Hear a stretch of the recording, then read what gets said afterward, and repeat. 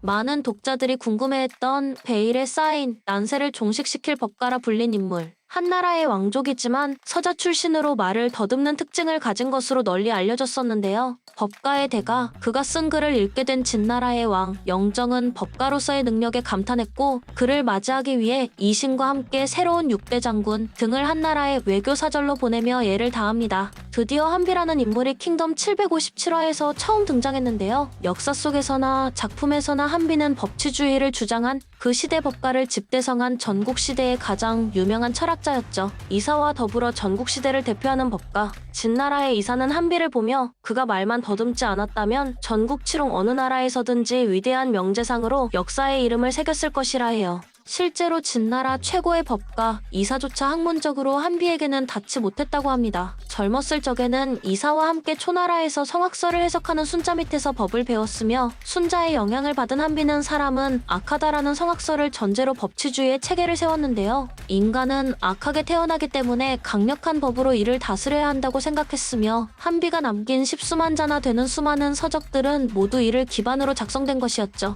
모든 중국사를 통틀어서도 유례가 없을 정도로 가장 완벽한 현대에까지 큰 흔적을 남긴 학자입니다. 오늘날에도 자주 사용되는 모순이나 영린 등의 단어 또한 한비가 남긴 서적에 적힌 고사성어이죠. 다시 킹덤 속의 이야기로 돌아가 진나라의 영정은 그를 데려오기 위해 이신을 파견하지만 한비가 생각한 법이라는 건 기본적으로 사람을 믿지 못하기에 생긴 성악설을 바탕으로 만들어진 것인데 영정은 성선설을 믿는 정이 두터운 자로 보이기 때문에 언젠가는 법의 성악설과 영정의 성선설 사이에서 반드시 파탄이 일어날 수밖에 없다고 주장하며 부정적인 반응을 보이죠. 한비는 사람은 무엇인가라는 사람의 본성에 대한 성선설과 성악설에 대한 문답 속에서 이신으로부터 사람의 본질은 불이라는 대답이 마음에 들었는지 이신의 친구인 진왕에게도 흥미가 생겼다고 말하며 진으로 건너가게 됩니다. 한비를 귀빈으로 맞이하며 곧바로 진나라 조정에서는 그가 가진 백성을 다스리는 부국강병의 체계를 전수받고 한비와 이사라는 두 명의 법의 대가를 필두로 법의 강화, 개정에 힘을 쏟게 돼 진나라의 강국화를 예상했었어요. 하지만 한비는 진왕과 법에 대해 이야기를 나누나 한비는 근본을 잘못 보고 있으면 반드시 썩게 된다며 인간의 본질은 악하다라는 성악설을 굽히지 않았고 진왕은 사람을 믿는 걸 본질로 하는 것을 바꿀 생각 없다는 태도를 맞세우며 둘의 이야기는 별다른 성과를 거두지 못했어요.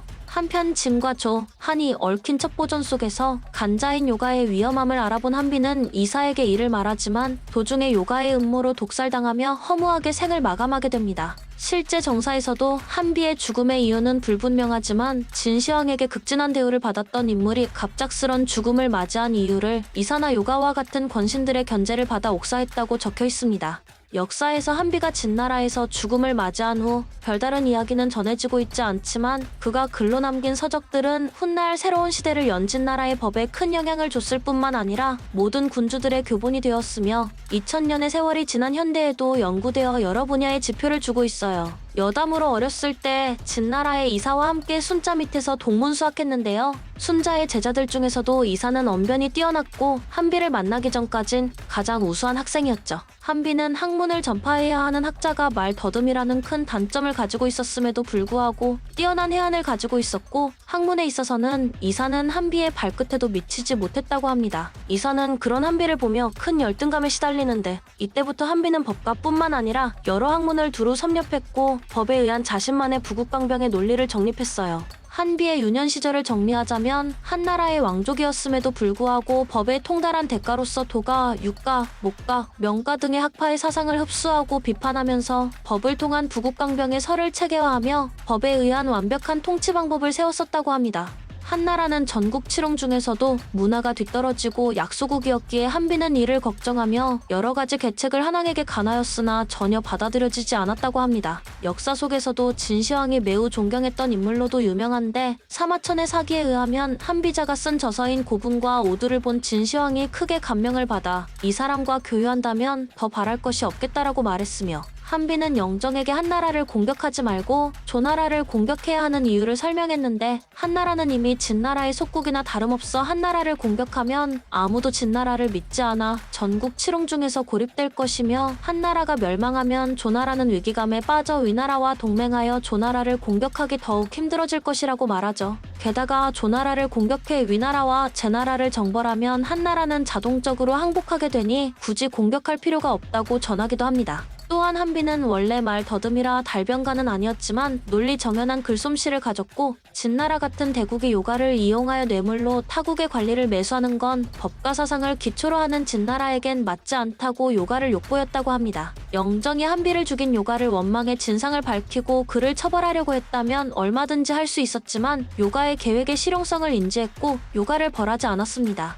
대신 한비가 죽은 이후 그의 정책과 사상을 널리 이용하고 알릴 수 있게 했다고 해요. 실제 역사 속에서도 한비가 죽음을 당한 이유는 어디까지나 진나라의 사신들과 정치적 견해가 달라 그를 죽일 수밖에 없었던 것이었고 그만큼 한비만이 가지고 꿈꿨었던 부국강병의 체계는 전국 칠홍 모두가 주목하는 무게감이 있었기에 설상 한비자와 이사가 친한 친구 사이였다 해도 전국 통일을 하는데 한비는 결국엔 방해가 되어 죽일 수밖에 없었을 것이라고 합니다. 킹덤 내에서도 몇 화 등장하지 않았지만 임팩트만큼은 충분히 강력했으며 전쟁보다 재밌는 정치 이야기를 독자들에게 보여줬습니다. 이상 한비에 대한 이야기 마칩니다.